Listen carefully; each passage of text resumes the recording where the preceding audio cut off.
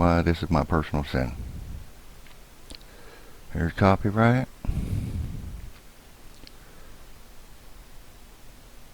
Okay, and this is something I deal with every day after 1993.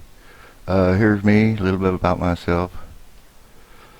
Yep, there's me, 1972. When I was younger, I began my journey with faith. I went to church and everything. We went every morning. I was baptized. I was Baptist. Went down to Cartwright here, Brother Bob.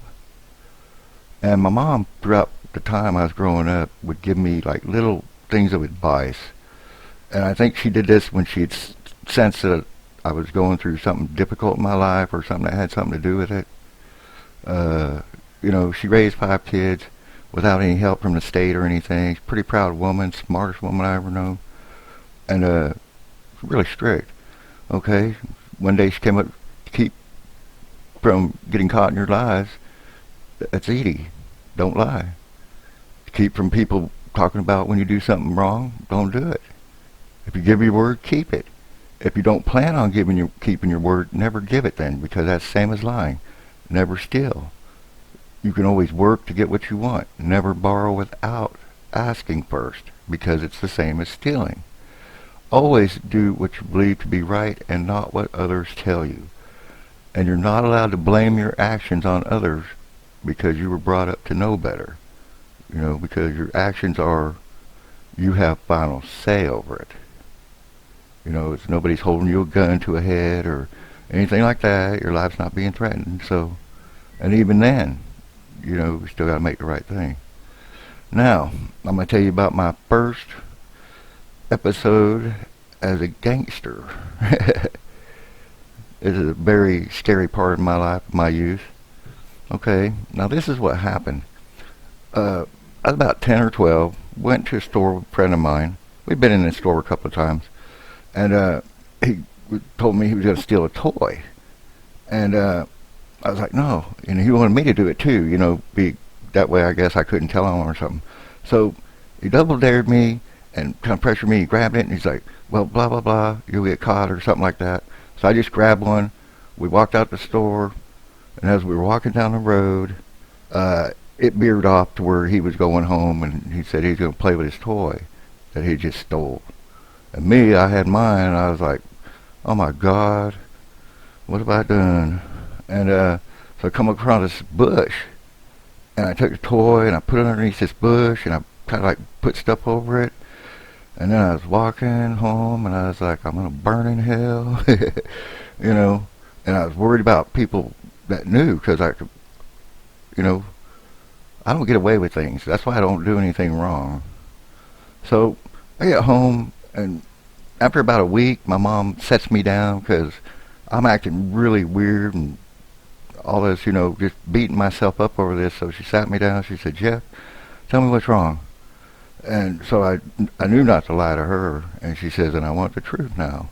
And so I told her about it. And as soon as I said steal, I seen her facial expression change and all this other stuff. And I told her where I hid the toy. I mean, full confession, like I said, I've never been good at lying and all this other stuff, and she already knew, and I didn't know if somebody called her or something, I didn't know.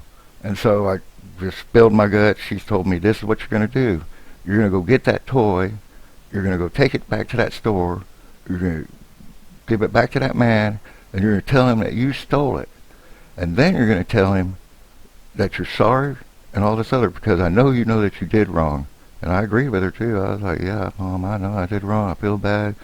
Not only is it against the law, it's a sin and all this other stuff. And, and so she said, you'll accept any punishment that he has. If he wants to report you or what, you won't run or nothing.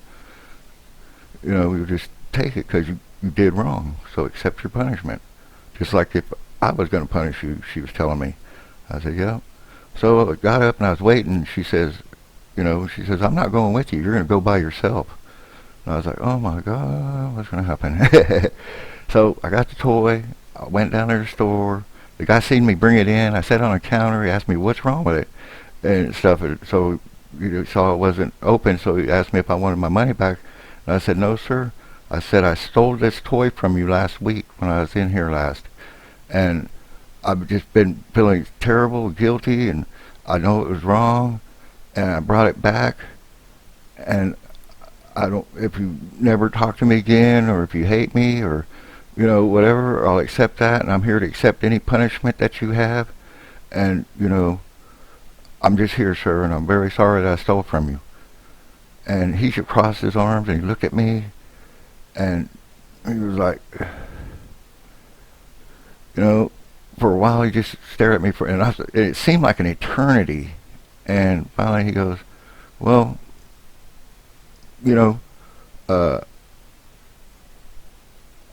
I can see that, you're feeling bad enough as it is, you know. So he said, well, I'll let it slide this time, but I want you to promise me something. And I said, yes, sir, I will. He said, I don't ever want you to steal anything again. And I said, promised him, and I left the store, and I was walking home, and I knew my mom was going to jump me when I got home. I was going to get an ass whooping one way or the other. And when I got home and went straight to my room waiting for my punishment, I knew it was coming. And after a while, she come in there and she sat down. We had a talk, and she said, "Well, I think you've learned your lesson.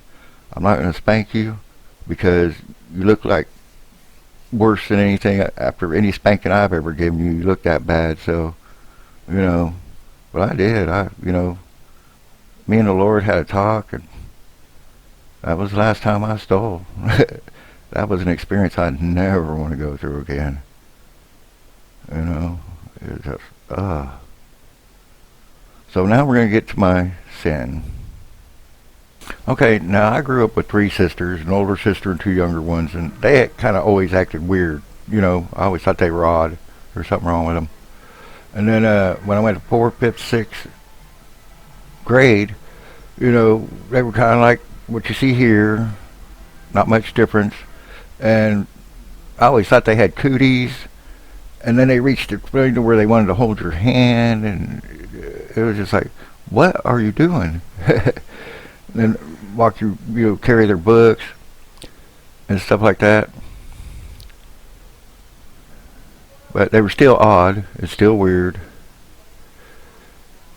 in the head, I guess. I don't know. They just didn't look at things the same way.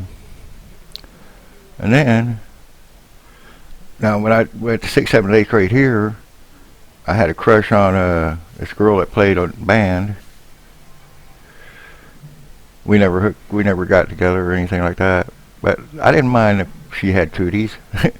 And then it wasn't until about 8th, 9th, 10th grade, 11th, that, they were looking better. And they still had the stuffed bras, and stuff like that, like back in the 6th, 7th grade. But then they were still kind of odd, had cooties. And I went on a few dates, yeah, and everything. And I just couldn't, tell any of them that I loved them because I didn't.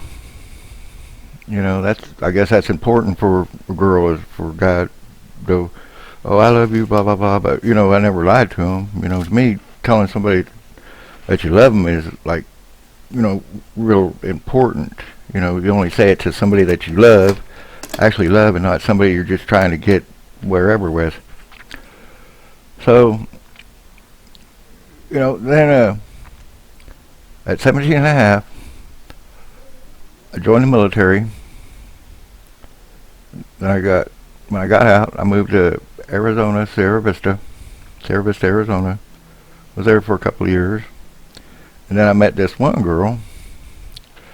She really, I didn't love her really at first sight, but after I've been with her for a while, man, I just couldn't stop myself. And that's the picture right there that I'm going to say she is, even though she's not. But we ended up, we professed our love in front of God, and then we got married later, had 2 kids, and we were married for 10 years. And then about the 7th year, she started talking about she wanted a divorce, and she went through this, and I said, no, blah, blah, blah, let's make it work.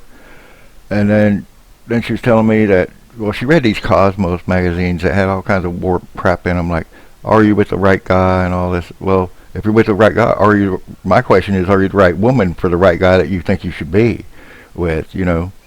And then she was saying that, well, it's okay. It says in the magazine here it's okay for women to have a 7 to 10 year itch. And I'm like, what are you talking about? you know? And so on the third time, after trying to keep it together, I said no. I said, okay, have your divorce. You know, because she was the only woman up to that time, first woman I'd gone all the way with. You know, so it was like love, love. And when I told her, I said, well, I was a virgin until I met you. She was like, nah, blah, blah, blah. But, that's another story. But I mentioned this Matthew 5, verse 31, all this. And she was like, didn't want to hear it. She wasn't religious, but she's a good person except for the divorce part. She didn't really get too much involved with the kids growing up. She just watched them grow up, not involved in them. Now here's my sin. So now we're getting into my sin. Okay? So here's where it goes. This is, I firmly believe this. Adultery is a sin. Lust, sin is private. It's your private sin, and that's my private sin. And I'm not going to ask for forgiveness, because in order to do that, I'd have to repent and never do it again.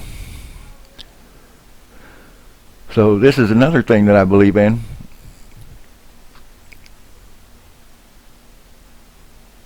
Yes, it's coming up. There's Matthew 5, 31, 32.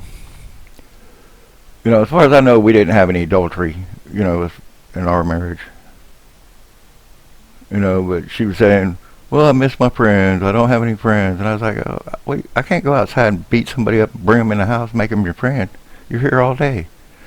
Marriage is defined by God, not by man. I believe in that solidly. It says, well, God says, the Bible says, follow man's law, and people stop reading. Well, also, if you read on, it says, follow it up until the time it takes you away from him, and then don't follow those laws that take you away from him. So, yeah, I believe in that. But you'll see this if you read through the Bible. It comes and takes all this, you're causing sins, and it says for her. But if you read further, then it states that you're also, see, it flips on you and says that you're committing a sin. It doesn't make a difference who did the divorce, what the reason was other than adultery. It says, you're causing each other to be an adulteress and adulterer, and then whoever marries you is now an adulteress or adulterer. And I haven't kept this from people. I tell them I'm married, and they'll be like, I was divorced, and they'll ask me if I'm going to get married again. I'll say, no, I don't want to get married again. I just want to find somebody to live in sin with, which is honest. I mean, because the only thing I pray to the Lord and I talk to him about is that he'll, his understanding. Because I'm not going to ask him for forgiveness on this particular private sin, because until I'm still looking for a person, and I don't, in my heart, I don't believe that he wants me to be alone for the rest of my life and be a monk and all this other crap. So here's a perfect instance where it flips on itself and says whoever. It doesn't make a difference. But see, this is why I gave up religion and became faith. Because I don't understand how you can have all these different religions when you have just one Bible, the Old Testament and the New Testament. I mean, either you believe all of it or you believe none of it. And especially when they started doing same-sex marriages in church and all this other crap, and I was like, no. Still haven't found a church that I like yet. But I consider myself just a person of faith. And I believe in it. I believe in him.